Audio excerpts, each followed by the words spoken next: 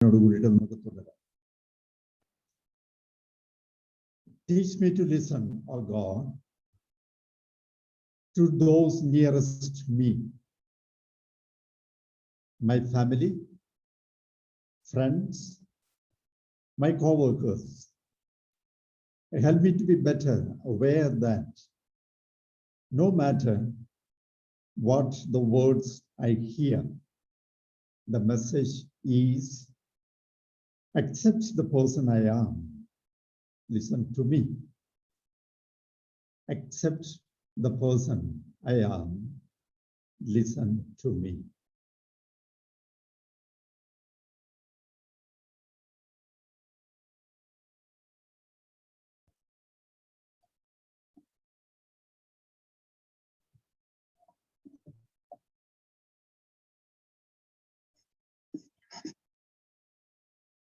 നാളെ നമ്മളുടെ ധ്യാനത്തിന്റെ അവസാനത്തെ ദിവസമാണ്.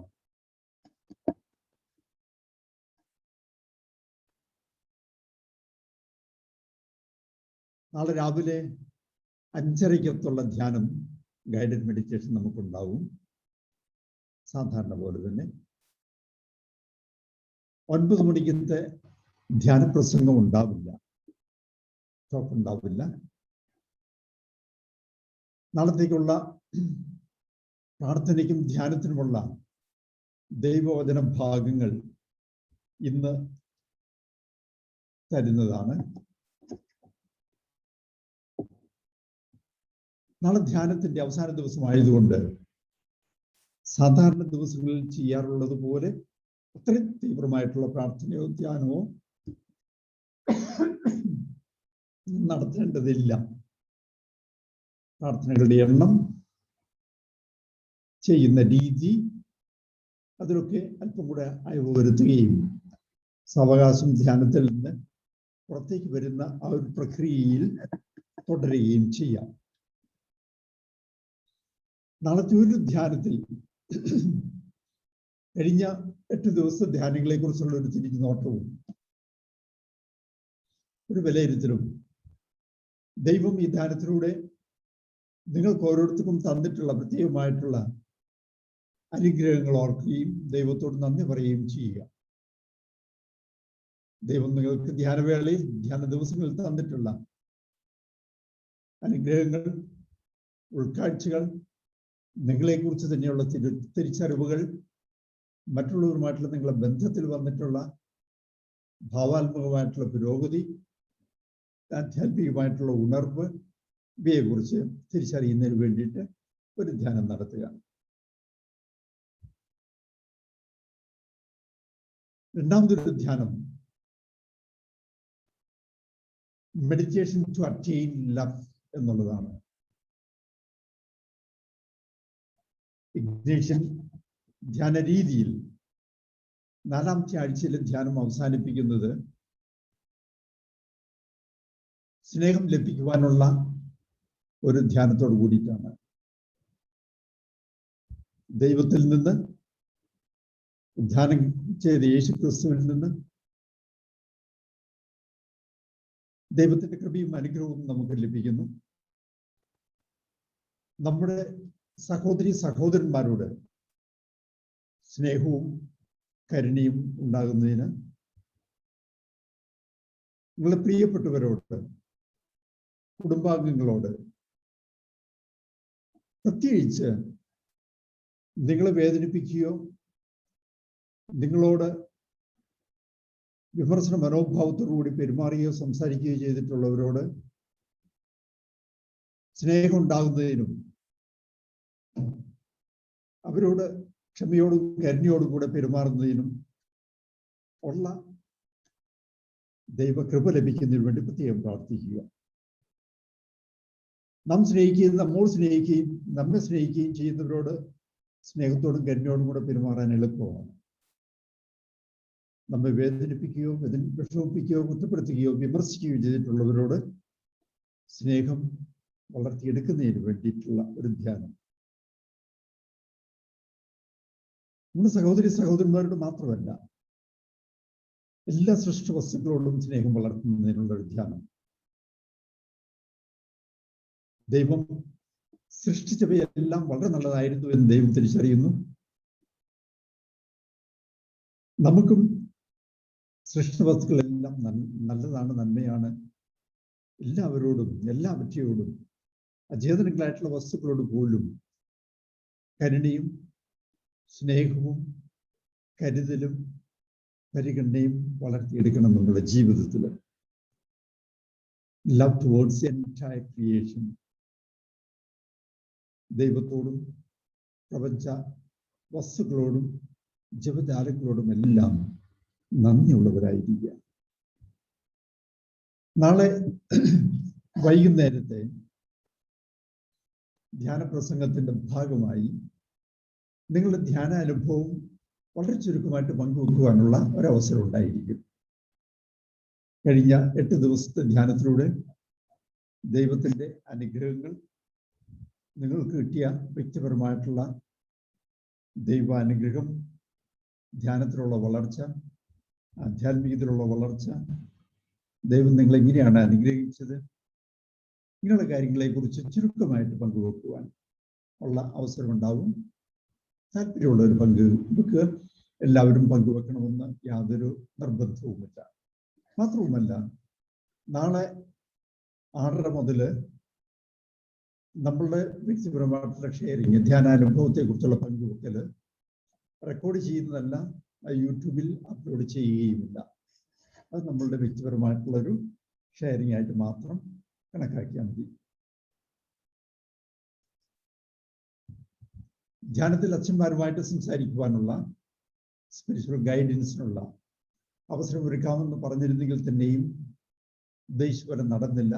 കൂടുതലും എൻ്റെ തിരക്കും വ്യഗ്രതയും കാരണം അച്ഛന്മാരെ കോൺടാക്ട് ചെയ്യാൻ സാധിച്ചില്ല. നാളെ ഈ പ്രാർത്ഥനയുമായിട്ട് ബന്ധപ്പെട്ട്, ധ്യാനവുമായിട്ട് ബന്ധപ്പെട്ട് ആർക്കെങ്കിലും എന്തെങ്കിലും വിശദീകരിക്കാനോ സംശയം തീർക്കുവാനോ സംസാരിക്കുവാനോ താല്പര്യമുണ്ടെങ്കിൽ ഞാൻ അവൈലബിൾ ആയിരിക്കും.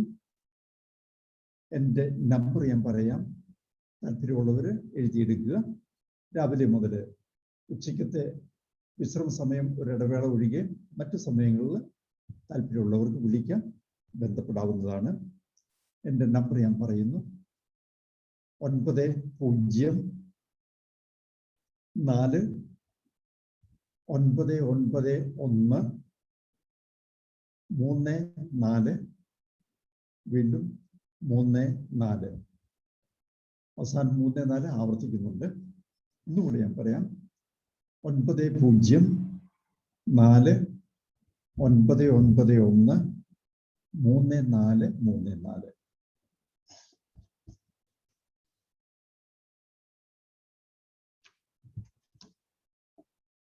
നാളത്തെ പ്രാർത്ഥനയ്ക്ക് വേണ്ടിയും തുടർന്നുള്ള നിങ്ങളുടെ വിശുദ്ധ ഗ്രന്ഥ വായനയ്ക്ക് വേണ്ടിയും ഏതാനും ദൈവവചന ഭാഗങ്ങൾ ഞാൻ പറയട്ടെ.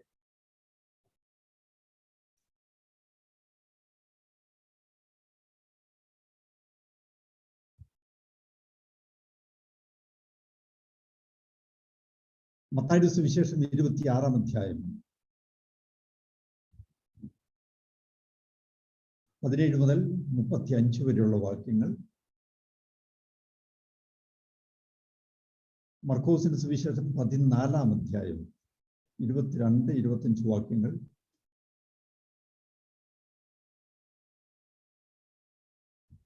ലൂക്കായുടെ സുവിശേഷം 22-ാം അധ്യായം 14 മുതൽ 21 വരെയുള്ള വാക്യങ്ങൾ. ഇതെല്ലാം അവസാനത്തെ അത്താഴത്തെക്കുറിച്ചും വിശുദ്ധ കുർബാനയുടെ സ്ഥാപനത്തെക്കുറിച്ചും ആണ് വിവരിക്കുന്നത്. നാളത്തെ ദിവസം തുടർന്നുള്ള നമ്മൾ പ്രാർത്ഥനയും ധ്യാനവും മറ്റുമൊക്കെ യേശു സ്ഥാപിച്ച വിശുദ്ധ കുർബാന കേന്ദ്രീകൃതമായിരിക്കട്ടെ. സമർപ്പിത ജീവിതം, ക്രിസ്തീയ ജീവിതം വിശുദ്ധ കുർബാന കേന്ദ്രീകൃതമാണ്. ആ ഒരു അടിസ്ഥാന ദർശനം കൂടെ ആഴത്തിൽ നമുക്ക് മനസ്സിലാക്കുന്നതിന് നാളെയും തുടർന്നുള്ള ദിവസങ്ങളിലും നിങ്ങൾക്ക് സമയം കിട്ടുമ്പോൾ പ്രാർത്ഥിക്കുവാൻ വേണ്ടി, വായിക്കുവാൻ വേണ്ടി ഈ വിശുദ്ധ ഗ്രന്ഥ ഭാഗങ്ങൾ സഹായകമായിരിക്കും. യോഹന്നാന്റെ സുവിശേഷത്തിൽ 17-ാം അധ്യായത്തിൽ 1 മുതൽ 25 വരെയുള്ള വാക്യങ്ങളിൽ ഈശോ ശിഷ്യന്മാർക്ക് വേണ്ടി പ്രാർത്ഥിക്കുന്നുണ്ട്. വളരെ ഹൃദയസ്പർശിയായിട്ടുള്ള പ്രാർത്ഥനയാണ് ഈശോ ഈ പ്രാർത്ഥനയിൽ നടത്തുന്നത്.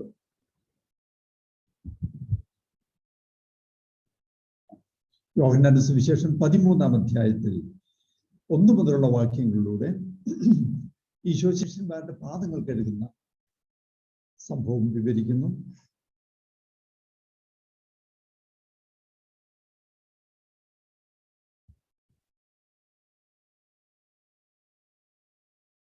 പെന്തക്കോസ്റ്റ് എക്സ്പീരിയൻസിനെ തുടർന്ന് പത്രോസിന്റെ പ്രസംഗം അപ്പസ്തോല നടപടികളിൽ 2-ാം അധ്യായത്തിൽ കൊടുത്തിട്ടുണ്ട്.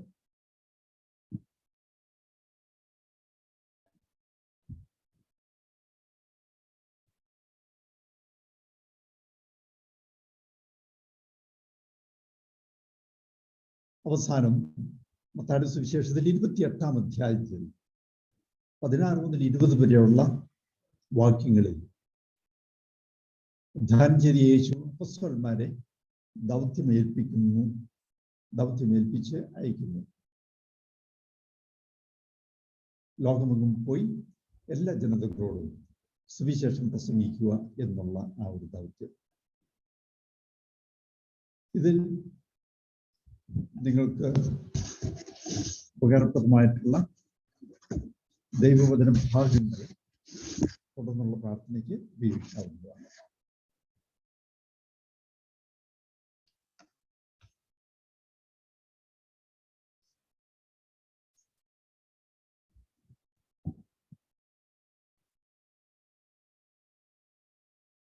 ഉദ്ധാനാനുഭവത്തെ കുറിച്ചായിരുന്നല്ലോ ഇന്ന് രാവിലെയും നമ്മൾ സംസാരിച്ചത്.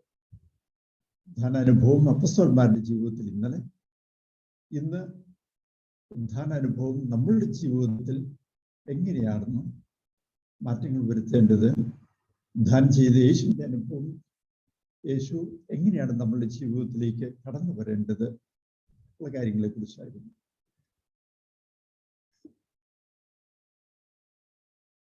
ഉദ്ധാനത്തിന്റെ 2 പ്രധാനപ്പെട്ട ഫലങ്ങൾ, ഫ്രൂട്ട്സ്, സമാധാനവും ആനന്ദവും.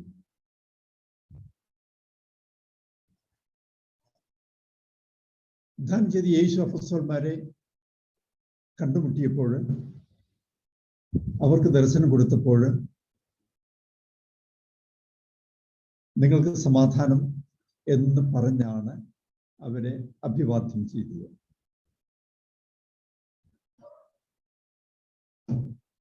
യേശുവിനെ കണ്ടുമുട്ടിയ ശിഷ്യന്മാർക്കും സ്ത്രീകൾക്കും സന്തോഷത്തിൻ്റെയും ആനന്ദത്തിൻ്റെതുമായിട്ടുള്ള ഒരു അനുഭവമായിരുന്നു.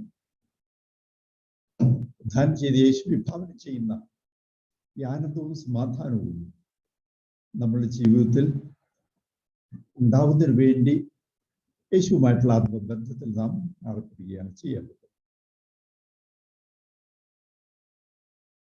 നമ്മുടെ ജീവിതത്തിൽ സമാധാനവും ആനന്ദവും ഉണ്ടാവുമ്പോൾ സമാധാന ദൂതരായിട്ട് നമുക്ക് ജീവിക്കുവാൻ സാധിക്കും. നാം ജീവിക്കുന്ന സാഹചര്യങ്ങളിൽ, ബന്ധപ്പെടുന്ന വ്യക്തികളിൽ, പ്രവർത്തന മേഖലകളിൽ, അസ്വസ്ഥയും സംഘർഷവും നിറഞ്ഞ സാഹചര്യങ്ങളിൽ,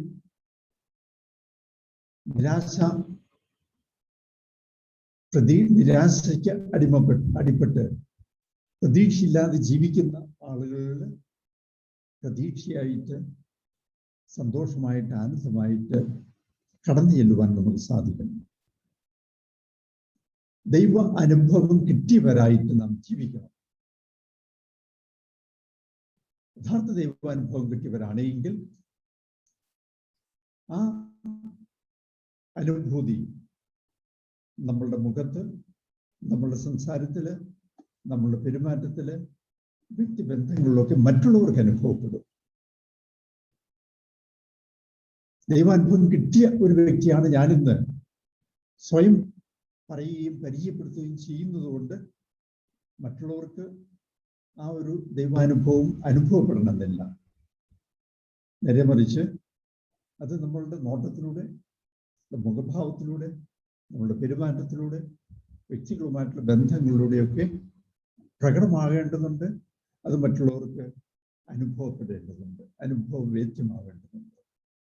ദൈവാനുഭവം കിട്ടിയവരായിട്ട് ജീവിക്കുക, ദൈവാനുഭവത്തിലേക്ക് വളരുക. അങ്ങനെ ദൈവാനുഭവം കിട്ടിയവരാകുമ്പോഴാണ് മുൻപ് നമ്മൾ പറഞ്ഞതുപോലെ ദൈവം കാണുന്നത് പോലെ എല്ലാവരെയും കാണുവാൻ സാധിക്കുന്ന ഒരവസ്ഥ. വ്യക്തികളെ, സാഹചര്യങ്ങളെ, സംഭവങ്ങളെ, സൃഷ്ടവസ്തുക്കളെ എല്ലാം ദൈവം നോക്കിക്കാണുന്ന പോലെ നോക്കിക്കാണുവാൻ നമുക്ക് സാധിക്കും. മനുഷ്യൻ നോക്കിക്കാണുന്ന പോലെ അല്ല ദൈവം നോക്കിക്കാണുന്നത്. കരുണയുടെയും സ്നേഹത്തിൻ്റെയും ക്ഷമയുടെയും ആർദ്രതയുടേതുമായിട്ടുള്ള ഒരു നോട്ടമാണ് ദൈവത്തിൻ്റെ നോട്ടം. കുറ്റപ്പെടുത്തലിൻ്റെയും വിമർശനത്തിൻ്റെയും വിദ്വേഷത്തിൻ്റെയും കോപത്തിൻ്റെതുമായിട്ടുള്ള ഒരു നോട്ടമാവരുത്. യേശുവിന്റെ കരുണയെക്കുറിച്ച് മത്തായിയുടെ സുവിശേഷത്തിൽ 9-ാം അധ്യായത്തിൽ 35 മുതലുള്ള വാക്യങ്ങളിൽ പറയുന്നുണ്ട്. ഗ്രാമങ്ങളും പട്ടണങ്ങളും തോറും ചുറ്റി സഞ്ചരിച്ച് യേശു നന്മ ചെയ്തു. എല്ലാത്തരം അസുഖങ്ങളും സുഖപ്പെടുത്തുകയും ബാധ ഒഴിപ്പിക്കുകയും ചെയ്തു. ആളുകളോട് കരുണ തോന്നി. കാരണം ആളുകൾ ചൂഷണത്തിന് വിധേയരായവരും ഉപേക്ഷിക്കപ്പെട്ടവരുമായിട്ട് ഈശോ കണ്ടെത്തി. ഇടയില്ലാത്ത ആടുകളെ പോലെയാണ് ആളുകൾ എന്ന് ഈശോ തിരിച്ചറിഞ്ഞു. അതുകൊണ്ടാണ് സ്വന്തം വിശ്രമമോ ഭക്ഷണം കഴിക്കുവാനുള്ള സമയമോ പോലും ഉപേക്ഷിച്ച് ജനങ്ങൾക്ക് നന്മ ചെയ്യുന്നതിനു വേണ്ടി ഈശോ ഗ്രാമങ്ങൾ തോറും ചുറ്റി സഞ്ചരിച്ചത്, പട്ടണങ്ങൾ തോറും ചുറ്റി സഞ്ചരിച്ചത്. എല്ലാവർക്കും യേശുവിന്റെ സാന്നിധ്യത്തിൽ വരുവാനുള്ള സ്വാതന്ത്ര്യമുണ്ടായിരുന്നു. അവരുടെ ആവശ്യങ്ങൾ മനസ്സിലാക്കി അവരോട് കരുണയോടുകൂടി പെരുമാറുവാൻ യേശുവിന് സാധിച്ചിരുന്നു. ഇതായിരിക്കട്ടെ നമ്മുടെ ഈ മാതൃക. നമ്മളുടെ ജീവിത സാഹചര്യത്തിൽ കരുണയുടെയും ക്ഷമയുടെയും പ്രതിരൂപങ്ങളായിട്ട് ജീവിക്കുന്നതിന്, യേശുവിൻ്റെ സന്ദേശം വാഹകരായിട്ട് ജീവിക്കുന്നതിന് നമുക്ക് സാധിക്കട്ടെ. ഭാരതീയ പാരമ്പര്യത്തിൽ ബുദ്ധന്റെ കരുണയും ജീവികളോട് പോലും, ജൈനമത പാരമ്പര്യത്തിൽ വർദ്ധമാന മഹാവീരന്റെ കരുണയും കരുതലും സസ്യങ്ങളോടും വൃക്ഷങ്ങളോടും അചേതനങ്ങളായ വസ്തുക്കളോടുമുള്ള കരുതലും ആദരവും പ്രസിദ്ധമാണല്ലോ. എല്ലാ ജീവജാലങ്ങളോടും കരുണയോടും സ്നേഹത്തോടും കൂടെ പെരുമാറുവാൻ നമുക്ക് സാധിക്കട്ടെ. ഇങ്ങനെ യേശുവിന്റെ മാതൃക സ്വീകരിച്ച് നമ്മുടെ ജീവിതത്തിൽ ഗുണപരമായ ഒരു മാറ്റം, പരിവർത്തനം ഉണ്ടാവണമെന്നുണ്ടെങ്കിൽ ഈശോയുടെ സാന്നിധ്യം, ഉദ്ധാനം ചെയ്ത യേശുവിന്റെ സാന്നിധ്യം നമ്മളുടെ മധ്യത്തിലും നമ്മുടെ സമൂഹത്തിലും നമ്മുടെ ഹൃദയങ്ങളിലും അനുഭവപ്പെടുന്നു. അത് നമ്മെ സംബന്ധിച്ചിടത്തോളം, ക്രിസ്ത്യാനികളെ സംബന്ധിച്ചിടത്തോളം വിശുദ്ധ കുർബാനയിലൂടെയാണ് നാം അനുഭവിക്കേണ്ടത്.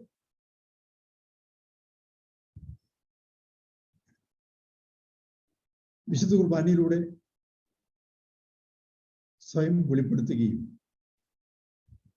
മറ്റുള്ളവർക്ക് വേണ്ടി തന്നെ പങ്കുവയ്ക്കുകയും ചെയ്ത യേശുവിൻ്റെ ആ ഒരു അനുഭവം ആഴമായൊരു ആധ്യാത്മികതയും മാനുഷികതയും പരസ്പരമായിട്ടുള്ള തീവ്രമായ സ്നേഹബന്ധവുമാണ് വിശുദ്ധ കുർബാനയുടെ ആധ്യാത്മികത എന്ന് നമുക്ക് പറയുവാൻ സാധിക്കും. ദൈവം മനുഷ്യനോടുള്ള ആഴമായ സ്നേഹത്തിന്റെ പ്രകടനമായിട്ടാണ് മനുഷ്യാവതാരം സ്വീകരിക്കുന്നത്. മനുഷ്യനായി അവതരിച്ച ദൈവത്തിന്റെ ജീവിതവും പ്രവർത്തനങ്ങളും മറ്റുമൊക്കെ സ്വയ സമർപ്പണത്തിൻ്റെതായിട്ടുള്ള ഒരു ചൈതന്യത്തിലായിരുന്നു, സ്നേഹത്തിന്റെയും കരുണയുടേതുമായിട്ടുള്ള ഒരു ചൈതന്യത്തിലായിരുന്നു.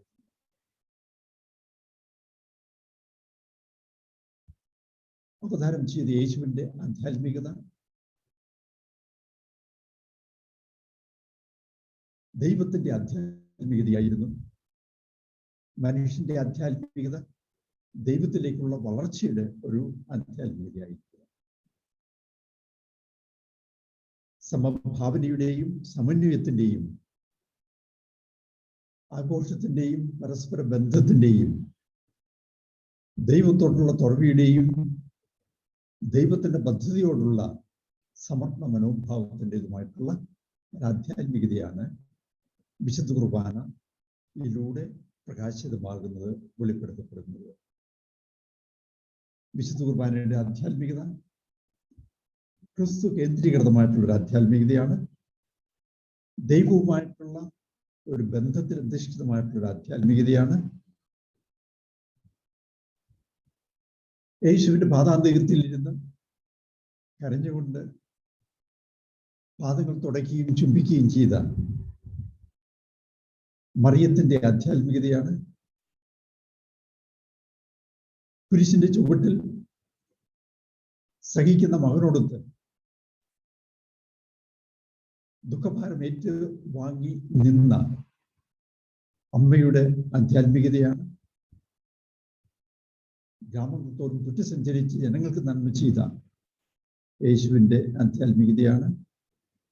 പാവപ്പെട്ടവരോടും വേദന അനുഭവിക്കുന്നവരോടും സമൂഹം ഭ്രഷ്ട് കൽപ്പിച്ച് മാറ്റി നിർത്തപ്പെട്ടവരോടും പാർശ്വവൽക്കരിക്കപ്പെട്ടവരോടും ഒക്കെയുള്ള കരുണയുടെയും സ്നേഹത്തിന്റെയും ആധ്യാത്മികതയാണ് വിശുദ്ധ കുർബാന നമുക്ക് കാണിച്ചു തരുന്നത്.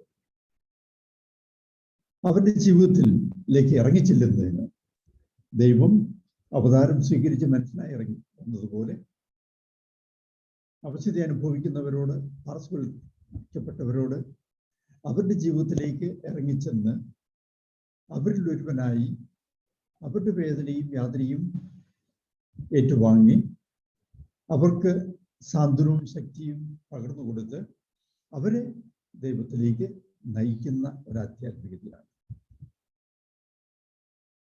ഈ ഒരു പ്രക്രിയയിൽ നമ്മുടെ സഹോദരന്മാർ മാത്രമല്ല പങ്കാളികളാവുന്നത്. സൃഷ്ടവസ്തുക്കൾ എല്ലാം,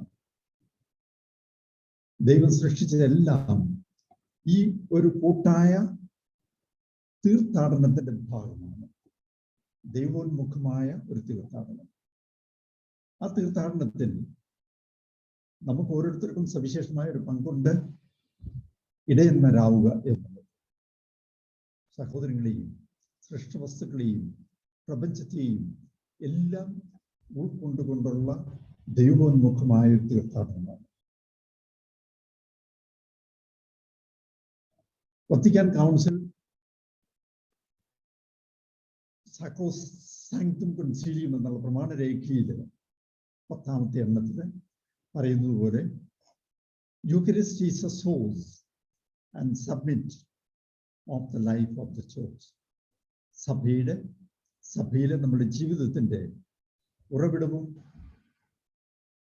പരിസമാപ്തിയുമാണ് വിശുദ്ധ കുർബാന എന്നത്. വിശുദ്ധ കുർബാനയിലൂടെ ദൈവോന്മുഖമായിട്ടുള്ള തീർത്ഥാടനം നമുക്ക് അനുഭവിക്കുവാൻ സാധിക്കും. ദൈവ മനുഷ്യ സമാഗമത്തിന്റെ പൂർത്തീകരണമാണ് വിശുദ്ധ കുർബാനയിൽ നമുക്ക് അനുഭവപ്പെടുക. വിശുദ്ധ കുർബാനയിൽ ഈശോ ചെയ്യുന്നത് പോലെ സ്വയം വീതിക്കപ്പെട്ട് പങ്കുവെക്കുവാനുള്ള ഒരു ക്ഷണം, മറ്റുള്ളവർക്ക് വേണ്ടി ജീവിക്കുവാനുള്ള ക്ഷണം, സ്വയം ഇല്ലാതാകുന്നതിനുള്ള ഒരു വിളി, സ്വയം ഇല്ലാതായി മറ്റുള്ളവർക്ക് ജീവൻ കൊടുക്കുവാനുള്ള ഒരു വിളി.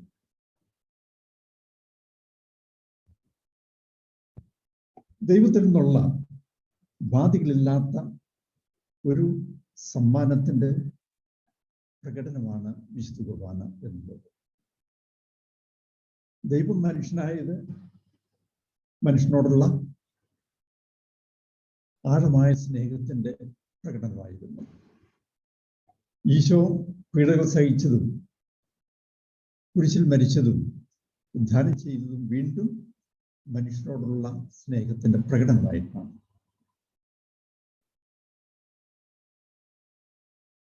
ഈ ഒരു ഉപാധികളില്ലാത്ത, പരിധികളില്ലാത്ത സ്നേഹം ഇന്നും നമുക്ക് അനുഭവപ്പെടുന്നത് വിശുദ്ധ കുർബാനയിലൂടെയാണ്. ഉദ്ധാനം ചെയ്ത യേശുവിന്റെ സാന്നിധ്യവും യേശുവിന്റെ സ്നേഹവും കരുണയും ഒക്കെ നമുക്ക് തീവ്രമായിട്ട് അനുഭവപ്പെടേണ്ടത് വിശുദ്ധ കുർബാനയിലുള്ള നമ്മുടെ പങ്കാളിത്തത്തിലൂടെയാണ്, വിശുദ്ധ കുർബാന നാം സ്വീകരിക്കുന്നതിലൂടെയാണ്. ഗലേഷ്യൻസിൽ ഉള്ള ലേഖനത്തിൽ പൗലോസ് ശ്ലീഹ സൂചിപ്പിക്കുന്നത് പോലെ He loved me and gave himself for me. നാം ഓരോരുത്തരും ഈശോ പറയുന്നു, മകനെ, മകളെ, ഞാൻ നിന്നെ സ്നേഹിക്കുന്നു, നിനക്ക് വേണ്ടി ഞാൻ എന്നെ തന്നെ പൂർണ്ണമായി സമർപ്പിക്കുന്നു, എന്നെ തന്നെ പങ്കുവയ്ക്കുന്നു. ആ ഒരു അനുഭവം നമുക്ക് ശക്തിപ്പെടുത്തുന്ന ഒരു അനുഭവമായോട്ടെ ആധ്യാത്മിക പാതയിൽ തുടരുന്നതിനുള്ള ഒരു അനുഭവമാവട്ടെ. വിശുദ്ധ കുർബാന നമ്മെ സംബന്ധിച്ചിടത്തോളം ദൈവത്തിന്റെ അപരിമേയമായ സ്നേഹത്തിന്റെ പ്രതീകമാണ്. കാൽപാദങ്ങൾ കഴുകിയ യേശുവിന്റെ മാതൃകയുടെ ആവർത്തനമാണ്. ഉദ്ധാനം ചെയ്ത യേശുവിന്റെ സവിശേഷമായ സാന്നിധ്യത്തിന്റെ പ്രതീകമാണ്. സ്വയം ഇല്ലാതായിക്കൊണ്ട്, പങ്കുവെച്ചുകൊണ്ട്, ഇല്ലാതായിക്കൊണ്ട് മറ്റുള്ളവർക്ക് ജീവൻ നൽകുന്നതിന്റെ പ്രതീകമാണ്. ഈശോ ഈ ഭൂമിയിൽ സമാരംഭിച്ച ദൗത്യത്തിന്റെ തുടർച്ചക്കാരൻ എന്ന രീതിയിൽ ആ ദൗത്യം ഏറ്റെടുക്കുന്നതിനും ഇന്നത്തെ നമ്മളുടെ ജീവിത സാഹചര്യത്തിൽ മുൻപോട്ട് കൊണ്ടുപോകുന്നതിനുമുള്ള ഒരു ക്ഷണമാണ് വിശുദ്ധ കുർബാന നമുക്ക് തരുന്നത്. വേദനിക്കുന്ന, മുറിവേൽക്കപ്പെട്ട മാനവ സമൂഹത്തിൽ പങ്കുവെക്കുവാനുള്ള ഒരു ക്ഷണമാണ്. അതോടൊപ്പം തന്നെ ദൈവത്തിന്റെ സജീവമായിട്ടുള്ള സാന്നിധ്യം അനുഭവപ്പെടുവാനുള്ള ഒരവസരവുമാണ് നമ്മെ സംബന്ധിച്ചിടത്തോളം വിശുദ്ധ കുർബാന.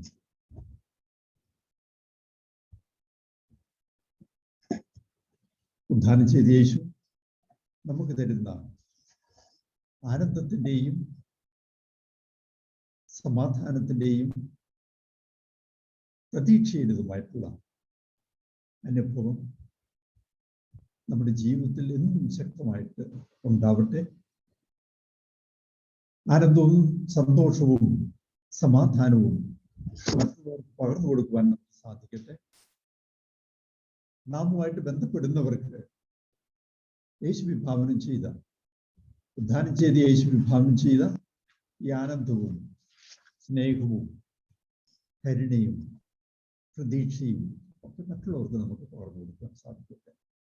നമ്മുടെ അനുദിന ജീവിതത്തിൽ, നമ്മുടെ വ്യക്തിബന്ധങ്ങളിൽ, നമ്മുടെ വാക്കുകളിൽ, നമ്മുടെ ഭാവങ്ങളിൽ എല്ലാം ഉദ്ധാനം ചെയ്ത് യേശു വിഭാവനം ചെയ്ത ശാന്തിയുടെയും സന്തോഷത്തിന്റെയും പ്രതീക്ഷയുടേതുമായിട്ടുള്ള സന്ദേശങ്ങളായിട്ട് പറഞ്ഞു കൊടുക്കാൻ സാധിക്കുക. ഇഗ്നേഷ്യസ് ലോയോളയുടെ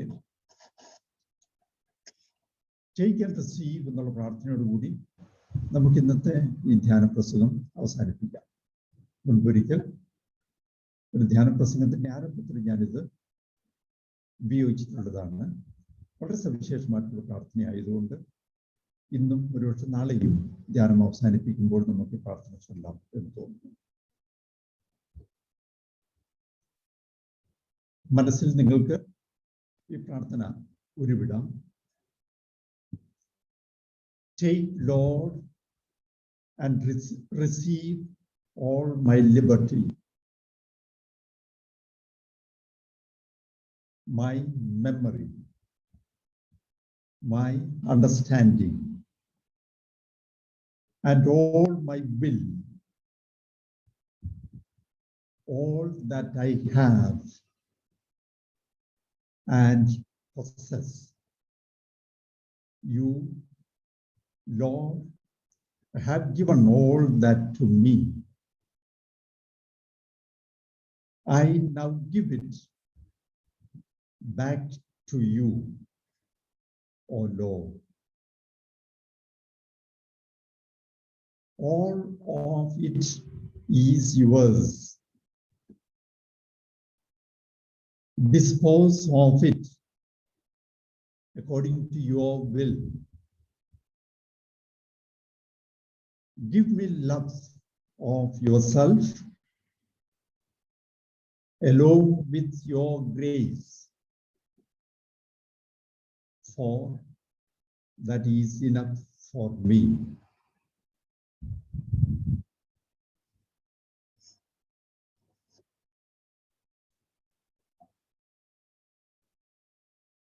ഇന്ന് വൈകുന്നേരത്തെ 9:30 പോയിന്റ്സിന്റെ ആവശ്യമില്ല. നാളത്തെ ധ്യാനത്തെക്കുറിച്ചും ദൈവവചന ഭാഗത്തെക്കുറിച്ചും ഞാൻ പറഞ്ഞതുകൊണ്ട് ബന്ധപ്പെട്ട് 9:30 പോയിന്റ്സിന് വരേണ്ടതില്ല. നാളെ നമ്മൾ വിശുദ്ധ കുർബാന കേന്ദ്രീകൃതമായിട്ടുള്ള ധ്യാനവും വിചിന്തനവുമാണ് നടത്തുക.